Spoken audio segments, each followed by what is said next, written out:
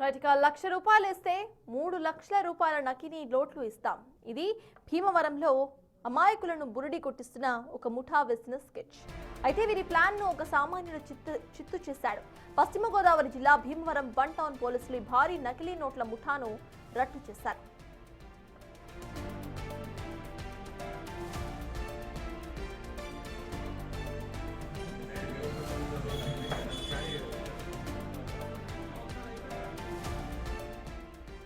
ముఠా సభ్యులు శివశంకర్ అనే వ్యక్తికి ఫోన్ చేసి ఒరిజినల్ నోట్లు ఇస్తే 3 రేట్లు ఫేక్ కరెన్సీ ఇస్తామని నమ్మబలికారు. అయితే ఆ ఉచ్చులో పడని శివశంకర్ నేరుగా పోలీసులను ఆశ్రయించారు.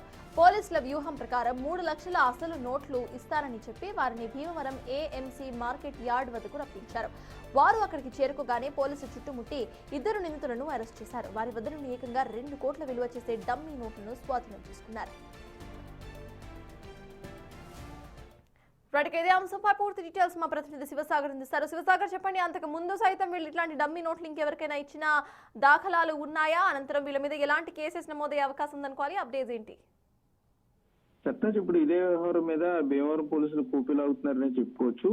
ఈ చిల్డ్రన్స్ బ్యాంక్ కి చెందిన డమ్మీ నోట్లను ఇచ్చి దానికి అసలు నోట్లు తీసుకుని ఈ డమ్మీ నోట్లను 3 రెట్లు అధికంగా ఇస్తున్న ముఠా గుట్టురట్టు చేశారు భీమవరం పోలీసులు. అయితే లక్షకి 3 లక్షల రూపాయలు ఇస్తామంటూ కూడా నమ్మబలికి ఈ వ్యక్తులను ఎవరైతే డబ్బు ఆశ ఉంటుందో వాళ్ళకి 3 రెట్లు ఆశ చూపించి వారికి ఈ డమ్మీ నోట్లు ఇచ్చి మోసం చేస్తున్నారు వీరందరినీ కూడా పక్కా ప్లాన్ ప్రకారం భీమవరం 1 టౌన్ పోలీసులు పట్టుకుని అరెస్ట్ చేశారనే చెప్పుకోవచ్చు. అయితే భీమవరానికి చెందిన శివశంకర్ కి వీరు కొంత గేలం వేశారు. ఈ 1కి 3 రెట్లు డబ్బులు ఇస్తామంటూ కూడా. దీంతో బిక్కువోలు మండలం కాపురం గ్రామానికి చెందిన కొవ్వూరి గోపీచంద్ర రెడ్డి, జంగారెడ్డిగూడెంకి చెందిన వేముల మోహన్ సాయి, బర్రె శ్రీధర్, ఈ ముగ్గురు కూడా ఒక టీమ్ గా ఉన్నారని పోలీసులు చెప్తున్నారు. ప్రస్తుతానికి కొవ్వూరి గోపీచంద్ర రెడ్డిని, జంగారెడ్డిగూడెంకి చెందిన వేముల మోహన్ సాయిని పోలీసులు అరెస్ట్ చేశారు. మరొక వ్యక్తి బర్రె శ్రీధర్ మాత్రం